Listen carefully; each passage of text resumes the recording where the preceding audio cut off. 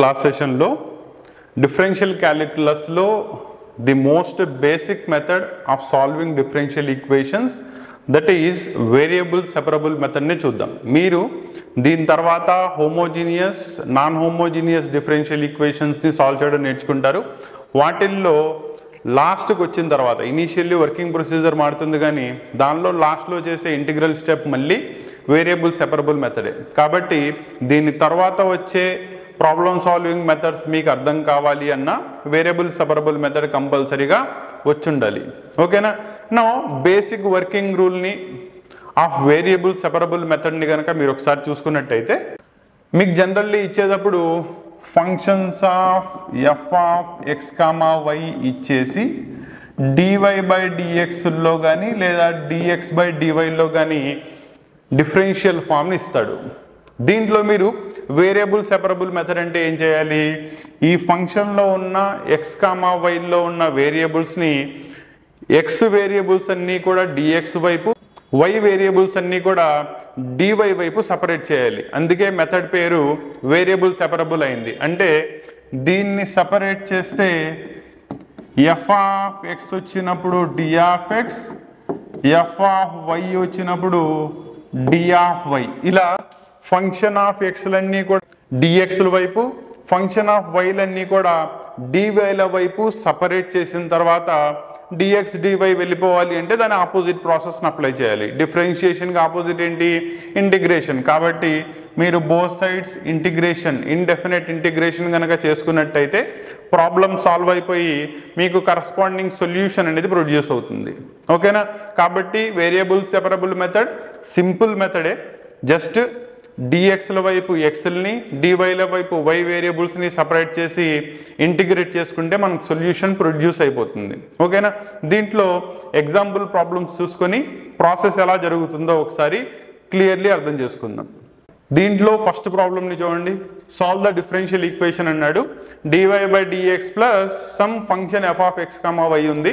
దీన్ని మనం variable separable చేయాలి. అంటే వైల్లో ఉన్నవన్నీ కూడా డివైల వైపు, ఎక్స్లో ఉన్నవన్నీ కూడా డిఎక్స్ల వైపు సపరేట్ అయిపోతే మీకు వేరియబుల్ సెపరబుల్ మెథడ్ అయిపోతుంది. సో దీన్ని వేరియబుల్ సెపరబుల్ మెథడ్ ఎలా అప్లై చేస్తారు?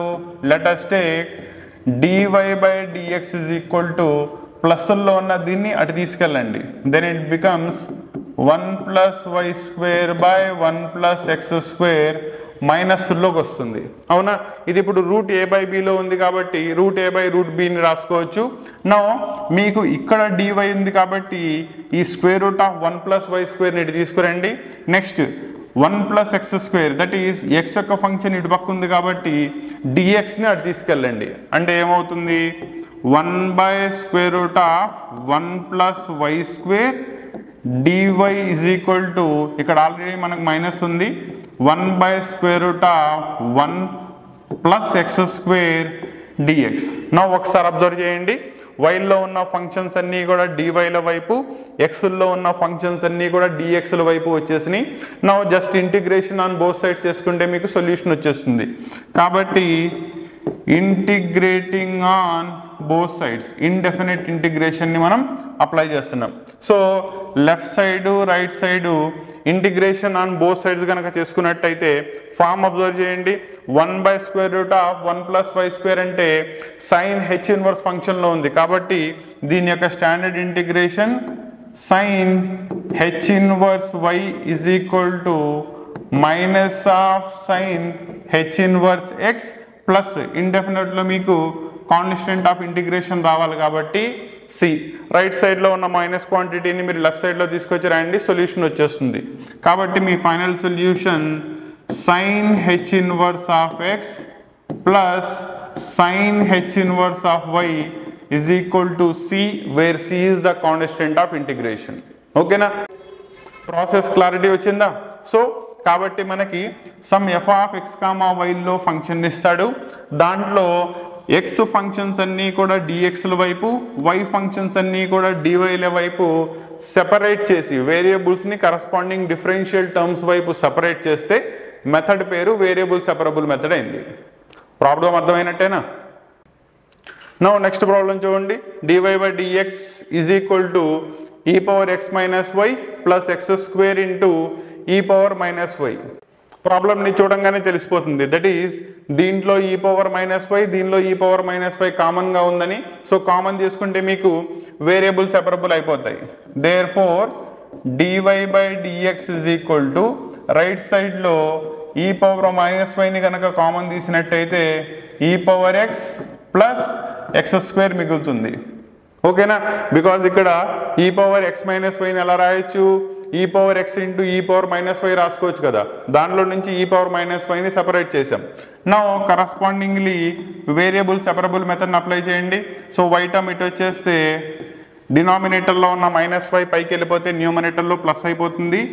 ఈ power y d y is equal to right సైడ్లో ఎక్స్ స్క్వేర్ ప్లస్ ఈ పవర్ ఎక్స్ ఉంది ఇంటూ ఈ డిఎక్స్ని అటు తీసుకెళ్లారు. సో వై వేరియబుల్స్ అన్నీ కూడా డివైల వైపు, ఎక్స్ వేరియబుల్స్ అన్నీ కూడా డిఎక్స్ల వైపు వచ్చేసినాయి. కాబట్టి ఇక్కడ ఇంటిగ్రేషన్ ఆన్ బోత్ సైడ్స్ చేయండి. అంటే దీన్ని ఇంటిగ్రేషన్ ఆన్ బోత్ సైడ్స్ చేస్తే ఈ పవర్ వై యొక్క integration E power Y itself, whereas right సైడ్లో ఎక్స్ స్క్వేర్ యొక్క integration X cube divided by 3. Because ఇది ఎక్స్ పవర్ ఎన్ ఫామ్లో ఉంది కాబట్టి X power N plus 1 by N plus 1, 2 plus 1 తీసుకుంటే మీకు 3 వస్తుంది. ప్లస్ ఈ పవర్ ఎక్స్ యొక్క ఇంటిగ్రేషన్ ఈ పవర్ ఎక్సే plus C is the constant of integration. So this will be the corresponding solution of the given differential equation అవుతుంది. క్లియరా? దీంట్లో again point చూసుకోండి, ఇక్కడ వేరియబుల్ సెపరబుల్ చేయడానికి మనకి కామన్ తీయడానికి క్వాంటిటీ ఏమైనా ఉందా అని చూసుకున్నట్టయితే ప్రాబ్లంలో మీకు ఈ పవర్ మైనస్ వై దొరుకుతుంది. సో నెక్స్ట్ ప్రాబ్లం చూడండి, కొంచెం కాంప్లికేటెడ్గా ఇచ్చాడు కానీ మనం వేరియబుల్ సెపరబుల్ చేయొచ్చు. సో దీంట్లో వై టర్మ్స్ ఎక్స్ టర్మ్స్ కనుక సపరేట్ చేయడానికి చూసుకున్నట్టయితే 3 ఇంటూ ఈ power X tan Y dx is equal to ఈ క్వాంటిటీ మొత్తాన్ని రైట్ సైడ్ తీసుకెళ్ళండి. Then it will becomes 1 minus E power X కాస్త ఈ పవర్ ఎక్స్ మైనస్ 1 అవుతుంది into secant square Y dy. క్లియరా? That implies now y terms కనుక చూసుకున్నట్టయితే sec square y divided by tan y అటు వచ్చేస్తే divided by tan y d y is equal to right సైడ్లో 3 into ఈ power x divided by ఈ power minus x e power X minus 1 d x ఉంది. Now variables corresponding differential terms వైపు separate అయిపోయినాయి కాబట్టి integration on both sides కనుక చూసుకున్నట్టయితే now దీంట్లో అబ్జర్వ్ చేయండి, డినామినేటర్ tan వై యొక్క డిఫరెన్షియేషన్ ఫామ్ న్యూమినేటర్లోనే ఉంది. అంటే ఇది ఏ ఫామ్లో ఉంది, F dash X by F of X dx ఫామ్లో ఉంది. Now integration of F dash X by F of X అంటే log mod F of X అవుతుంది కాబట్టి దాన్ని ఇటుపక్క అప్లై చేయొచ్చు. రైట్ సైడ్లో కూడా మీరు ఒకసారి చూసుకున్నట్టయితే 3ని బయటికి కామన్ తీశారనుకోండి ఈ పవర్ ఎక్స్ మైనస్ 1 యొక్క డిఫరెన్షియేషన్ ఈ పవర్ ఎక్స్ బికాస్ 1 కేసెస్ 0 అయిపోతుంది కాబట్టి ఇది కూడా మీకు అదే ఫామ్లో ఉంది. So both sides integration apply చేసుకున్నట్టయితే లెఫ్ట్ సైడ్లో log mod f of x that is nothing but log mod f of x ప్లేస్లో tan y ఉంది is equal to 3 into log mod e power x minus 1. రెండు terms మీకు లాగరిథంలోనే వచ్చినాయి కాబట్టి ఇటువంటి కేసులో మనం కాన్స్టెంట్ ఆఫ్ ఇంటిగ్రేషన్ కూడా లాగరిథంలోనే తీసుకోవాలి. సో దాన్ని కూడా లాగరిథంలోనే తీసుకుందాం, that is nothing but log c. So దాన్ని సింప్లిఫికేషన్ కనుక చేసినట్టయితే ఈ టర్మ్ మొత్తాన్ని ఇటు తీసుకొచ్చేసుకోండి, that is logarithm of tan y divided by ఈ పవర్ ఎక్స్ మైనస్ 1. ఇది పైకి వెళ్ళిపోతే దానికి క్యూబ్లోకి వచ్చేస్తుంది is equal to log c మిగిలింది. ఎలా వచ్చిందో ఒకసారి అబ్జర్వ్ చేయండి. ఈ పవర్లో ఉన్న 3ని ఇక్కడికి ఇచ్చేస్తే మీకు కరస్పాండింగ్ వేరియబుల్ యొక్క పవర్లోకి వెళ్ళిపోతుంది, దట్ ఈజ్ ఈ power X minus 1 whole cube అయిపోతుంది. నో ఈ క్వాంటిటీ లెఫ్ట్ సైడ్ తెచ్చుకుంటే లాగ్ ఏ మైనస్ లాగ్ బి ఫామ్లోకి వస్తుంది. లాగ్ ఏ మైనస్ లాగ్ బి అంటే లాగరిథమ్స్లో మీకు లాగ్ ఏ బై బి అవుతుంది కాబట్టి దాన్ని అప్లై చేశాను is equal to log c ఉంది. నో బోత్ సైడ్స్ కనుక మీరు యాంటీ లాగరిథం తీసుకున్నట్టయితే లాగరిథమ్స్ క్యాన్సిల్ అయిపోతాయి. Your solution will be tan y divided by e power x minus 1 whole cube is equal to c, where c is the constant of integration. Now ఈ ప్రాబ్లంలో problem చూడడానికి మాత్రం కొంచెం కాంప్లికేటెడ్గా కనబడుతుంది, కానీ variable separable చేయడం ఈజీగానే వచ్చేస్తుంది. తర్వాత ఇంటిగ్రేషన్ కనుక మీరు తీసుకున్నట్టయితే basic methods of integration idea ఉంటే మనం ప్రాపర్లీ అప్లై చేసేయచ్చు.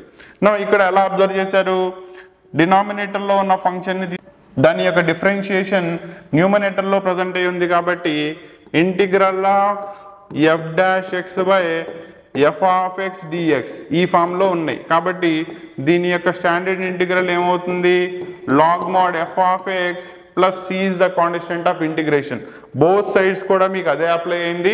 దాన్ని సాల్వ్ చేసుకున్నట్టయితే మీకు కరస్పాండింగ్ ఈక్వేషన్ వచ్చేసింది. నో రెండు టర్మ్స్ లాగరిథంలోకి వచ్చినాయి కాబట్టి దాన్ని సింప్లిఫికేషన్ చేస్తే మీకు కరస్పాండింగ్ డిఫరెన్షియల్ ఈక్వేషన్ యొక్క సొల్యూషన్ వచ్చేస్తుంది. నెక్స్ట్ ప్రాబ్లం చూద్దాం. That is y minus x into dy by dx is equal to a into y square plus dy by dx. దీనిలో అబ్జర్వ్ చేసుకున్నట్టయితే dy by dx టర్మ్ మీకు 2 సార్లు ఇచ్చాడు. ఇలా 2 times ఉన్నప్పుడు ముందు dy by dx ని కామన్ తీసి వాటిల్లో ఉన్న టర్మ్స్ని సింప్లిఫైడ్ ఫామ్లో రాసుకోవాలి. రాసుకున్న తర్వాత వేరియబుల్ సెపరబుల్ మెథడ్ అప్లై చేస్తే మీకు ప్రాబ్లమ్స్ ఈజీలీ సాల్వ్ అవుతాయి. ఒకసారి ప్రాబ్లం చూసుకున్నట్టయితే dy by dx టర్మ్ని ఇటు పక్కకి తీసుకురండి. Therefore A Y square left సైడ్లోకి వచ్చేస్తే minus A Y square is equal to దీన్ని రైట్ సైడ్లోకి తీసుకెళ్ళండి. రైట్ సైడ్లో ఆల్రెడీ ఏ ఉంది, మైనస్ సైడ్ వెళ్ళిపోతే ప్లస్ ఎక్స్, రెండిట్లోనూ dy by dxని కామన్ తీస్తారు. నో వై టర్మ్స్ అన్నీ కూడా ఆల్రెడీ సపరేట్ అయిపోయినాయి, ఎక్స్ టర్మ్స్ సపరేట్ అయిపోయినాయి. నెక్స్ట్ dy టర్మ్ ఇటు ఉంది కాబట్టి ఈ మొత్తాన్ని అటు తీసుకెళ్ళండి, దాన్ని ఇటు తీసుకురండి. That is nothing but 1 by దీంట్లో నేను వైని కామన్ తీయచ్చు, 1 minus AY dy is equal to 1 by A plus X dx correspondingly separate చేస్తారు. Next integration on both sides కనుక చేసుకున్నట్టయితే లెఫ్ట్ సైడ్లో అబ్జర్వ్ చేయండి, డినామినేటర్లో మీకు ఉన్న కరస్పాండింగ్ ఫ్యాక్టర్స్ సింపుల్ ఫ్యాక్టర్సే కాబట్టి మనం డైరెక్ట్లీ రాసేయచ్చు చూడండి. సో దాన్ని సపరేట్ చేసుకుంటే 1 by Y plus B by 1 minus AY వస్తుంది. ఓకేనా, కాబట్టి ఏబి వాల్యూస్ కరస్పాండింగ్లీ మీకు 1 by Y plus B is equal to A into 1 minus AY రాయచూడండి. ఎల్సిఎం తీస్తే 1 మైనస్ ఏవై ఇటు వస్తుంది, ఇది మల్టిప్లై అయితే plus AY, minus AY plus AY cancel అయిపోతే సేమ్ ఫంక్షన్ వచ్చేస్తుంది. కాబట్టి ఇవి దాని యొక్క పార్షియల్ ఫ్రాక్షన్స్ అవుతాయి. సపరేట్ చేస్తే integral of 1 by Y dy plus ఏని ఇంటిగ్రల్ నుంచి బయటకు రాసుకుంటే కాన్స్టెంట్ని 1 minus AY dy is equal to integral of 1 by A plus X dx. ప్రాబ్లంలో అబ్జర్వ్ చేసుకున్నట్టయితే అన్నీ కూడా డినామినేటర్లో ఏమైనా ఉన్నాయి కాబట్టి దీనికి కూడా మీకు లాగరిథమ్స్లోనే ఆన్సర్ వస్తుంది. సో ఫస్ట్ ఇది 1 బై ఎక్స్ ఫామ్లో ఉంది కాబట్టి log mod A denominator function that is Y plus A into log mod 1 minus AY. Next వైకి కోఎఫిషియంట్ ఏ ఉంది కాబట్టి ఆ మైనస్ ఏ ఇక్కడ డివిజన్ అవుతుంది, is equal to log mod A plus X. X యొక్క కోఎఫిషియంట్ 1 కాబట్టి రాయాల్సిన అవసరం లేదు, ప్లస్ అన్ని లాగరిథమ్స్లో ఉన్నాయి కాబట్టి సిని కూడా మనం లాగరిథమ్స్లోనే తీసుకోవాలి. సో ఈఏ cancel, logarithm of Y divided by ఈ క్వాంటిటీ లెఫ్ట్స్లోకి వచ్చేస్తే మైనస్ అయిపోతుంది కాబట్టి 1 minus AY into A plus X, because right సైడ్లో ఉన్న log of A plus X కూడా లెఫ్ట్ లైన్లోకి వచ్చేస్తే మైనస్లోకి మారిపోతుంది, is equal to log C where C is the constant of integration. Both sides anti logarithm తీసుకుని సింప్లిఫికేషన్ చేసినట్టయితే y is equal to C into A plus X into 1 minus AY అనేది మీ final solution for the given differential equation అవుతుంది. ఓకేనా, ఇలా variable separable మెథడ్లో మీకు ఇచ్చే ప్రాబ్లమ్స్ అన్నీ కూడా సింపుల్ ఫామ్లోనే ఉంటాయి, కాకపోతే మీకు ఫంక్షన్స్ని సపరేట్ చేయడం రావాలి. అంటే ఏది ఎక్స్ ఫంక్షన్ అవుతుంది, ఏది వై ఫంక్షన్ అవుతుంది, అండ్ కరస్పాండింగ్లీ ఫంక్షన్స్ని మనం డిఎక్స్ డివైల వైపు సపరేట్ ఎలా చేయాలో చూసుకున్నట్టయితే తర్వాత మనం ఆల్రెడీ ఇంటర్మీడియట్లో నేర్చుకున్న బేసిక్ ఇంటిగ్రేషన్ మెథడ్స్ని అప్లై చేసుకున్నట్టయితే వేరియబుల్ సెపరబుల్ మెథడ్లో ఉన్న ప్రాబ్లమ్స్ అన్నీ కూడా మీకు చాలా ఈజీగా సాల్వ్ అయిపోతాయి. ఓకేనా? నెక్స్ట్ క్లాస్లో దీనిలో వచ్చే next methods, that is homogeneous differential equations, non homogeneous differential equations discuss చేద్దాం. ఓకేనా?